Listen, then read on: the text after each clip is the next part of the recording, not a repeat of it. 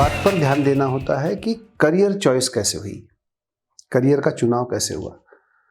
Career का चुनाव करते समय हमेशा दो पक्ष होते हैं, दो लोग होते हैं। एक तो हमारे माता पिता होते हैं, दूसरे हम स्वयं होते हैं। माता पिता जब आपके करियर के चयन की बात करेंगे तब उनके पास दो चीजें हैं। एक तो वो देखेंगे कि ये करियर ऐसा होना चाहिए जिसको सामाजिक सम्मान मिले, समाज में जिस करियर को सम्मान मिले। और दूसरा वो भी देखेंगे फाइनेंशियल फैक्टर की भी, इससे पैसा भी बहुत ज़्यादा आना चाहिए, अच्छा खासा पैसा आना चाहिए।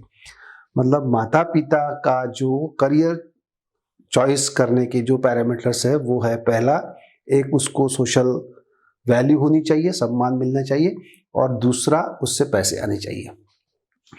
दूसरे पक्ष में हम मतलब स्टूडेंट्स, हम जब करियर का चुनाव करते हैं तो हमारे पास होती है दो तीन बातें। एक तो हम दबाव के कारण करियर चुनाव करते हैं या फिर किसी के प्रभाव में आकर करियर के चॉइस करते हैं।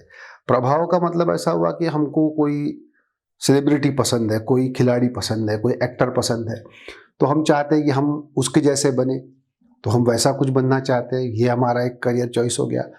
या हम कभी किसी सीए के दफ्तर चले गए, डॉक्टर के केबिन को देख लिया, उसके चेम्बर को देख लिया, हम सोचते हैं यार ये प्रोफेशन में बहुत इज्जत है, इसमें बहुत पैसा भी है और क्या लैविश लाइफ जीते ये लोग, तो हम डॉक्टर बनेंगे, हम सीए बन जाएंगे।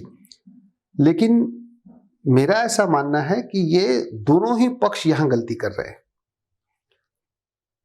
माता पिता भी गलती कर रहे हैं और हम स्टूडेंट भी गलती कर रहे हैं। अभी हमको करियर चॉइस करते समय जिस बातों पर ध्यान देना है वो बात है, पहली कि मेरी योग्यता क्या है, और दूसरी मेरी मेहनत करने की क्षमता कितनी है।